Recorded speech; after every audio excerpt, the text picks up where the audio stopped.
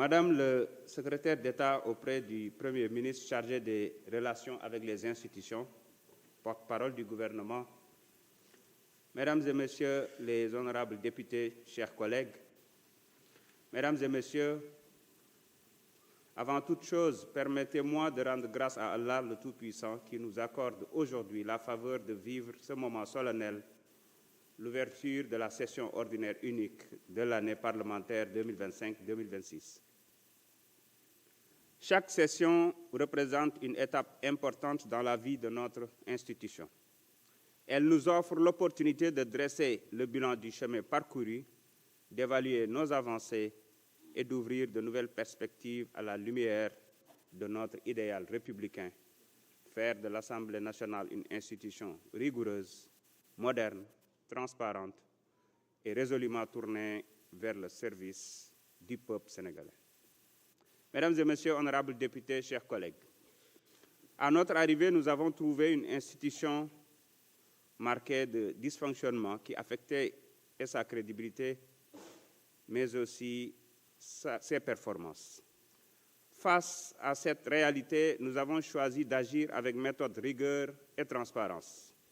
Nous avons initié des réformes institutionnelles autour de 3 priorités: disposer de textes clairs, renforcer le contrôle de l'action gouvernementale, améliorer l'efficacité du travail parlementaire.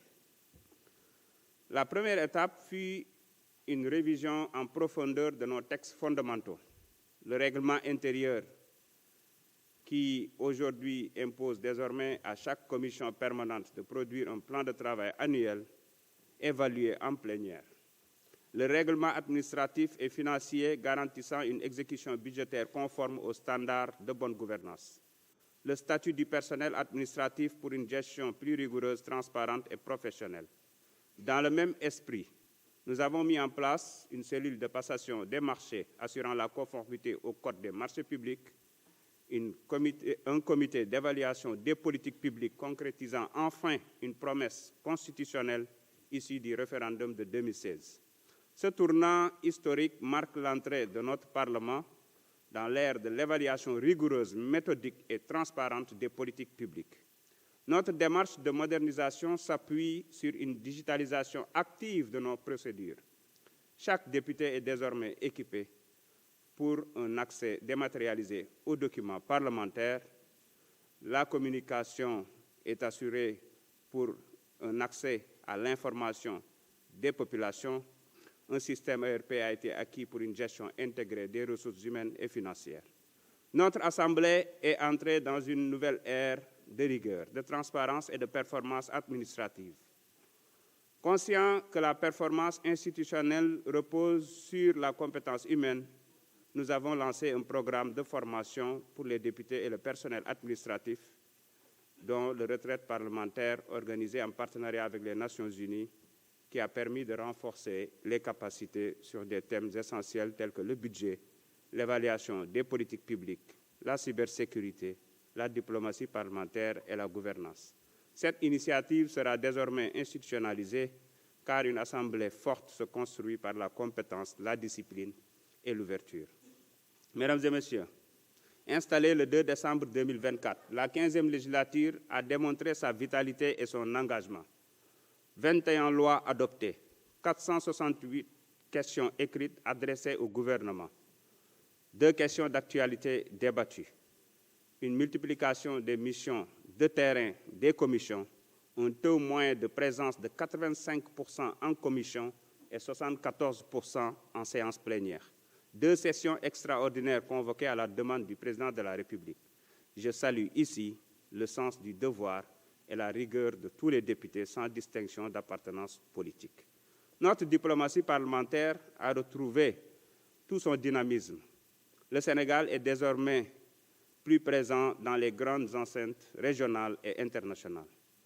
La visite historique du président de l'Assemblée nationale du Vietnam ayant débouché sur des accords bilatéraux majeurs avec l'exécutif, nous avons également accueilli plusieurs délégations parlementaires du Canada, du Maroc, du Japon, du Royaume-Uni, du Nigeria, de la Côte d'Ivoire et d'autres partenaires dans un esprit d'ouverture et de coopération mutuellement bénéfique.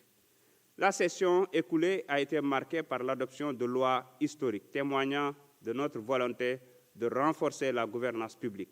Loi d'orientation sur la souveraineté numérique, réforme du cadre budgétaire, loi sur la protection sociale universelle, ratification d'accords bilatéraux et multilatéraux.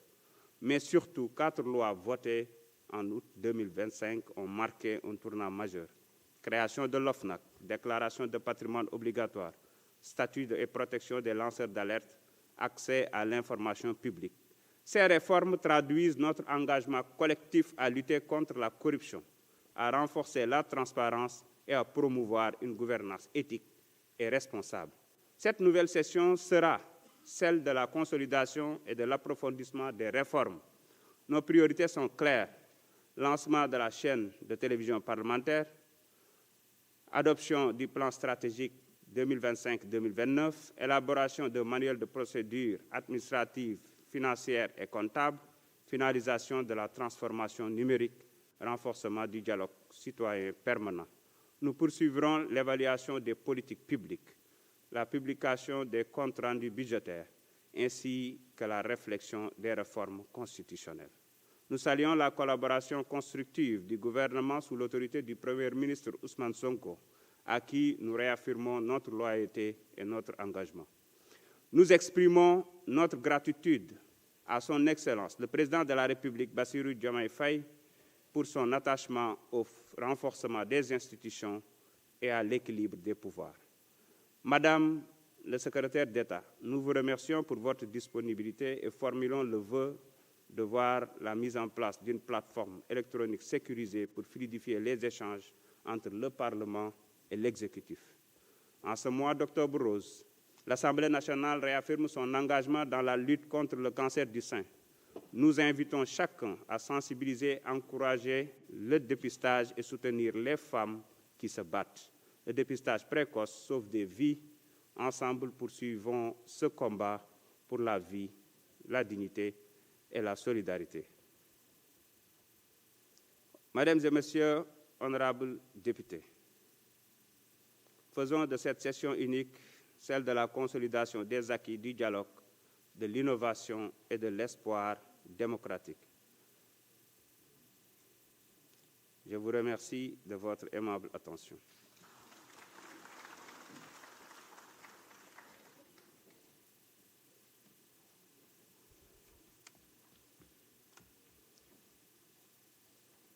Mes chers collègues, j'ai reçu l'affaire suivante.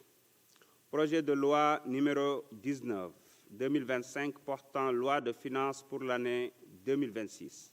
Acte est donné au gouvernement du dépôt de cette affaire. Mes chers collègues, le bureau de l'Assemblée nationale étant installé, il reste à procéder à la constitution des différentes commissions de l'Assemblée.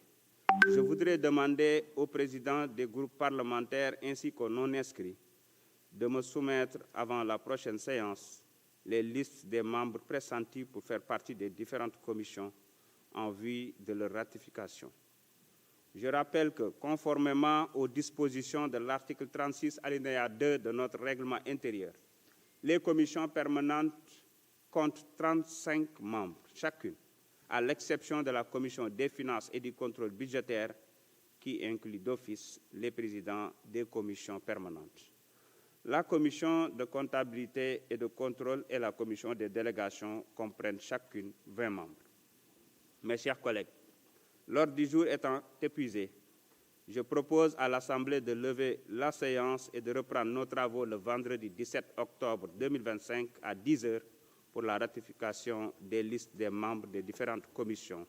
Je vous remercie. La séance est levée.